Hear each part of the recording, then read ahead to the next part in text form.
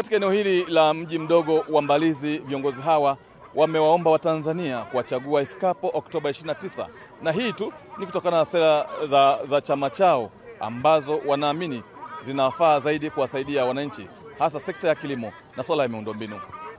Chini ya utawala wangu ninakwenda kufuta swala zima la kikokotoo, na ninahitaji watumishi wa serikali wakiwemo ndugu zangu askari polisi ambao wamekuja kunilinda kwa wingi wapate fedha zao za mafao kwa mkupuo, sio kwa masharti. Barabara zetu za wilaya kwa wilaya, wilaya kwenda mkoani, mikoa kwa mkoa zitapitika kipindi chote cha mwaka.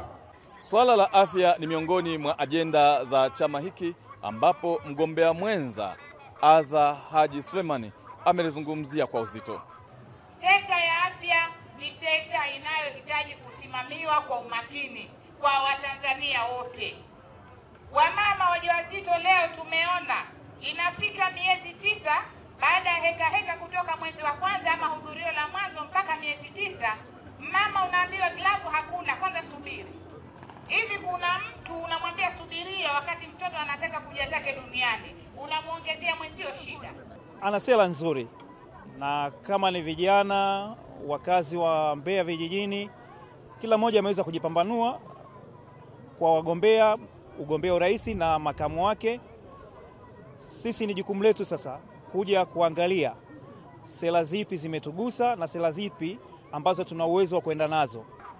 Kumalizika kwa mkutano huu katika eneo la Tarafani katika mji mdogo wa Mbalizi ni mwendelezo wa chama hiki cha Makini kufanya kampeni zake kuelekea Oktoba 29, ambapo mgombea kiti cha urais pamoja na mgombea mwenza wameomba Watanzania kuwapigia kura ili hatimaye waapishwe kuwa rais wa Jamhuri ya Muungano wa Tanzania pamoja na makamu wake.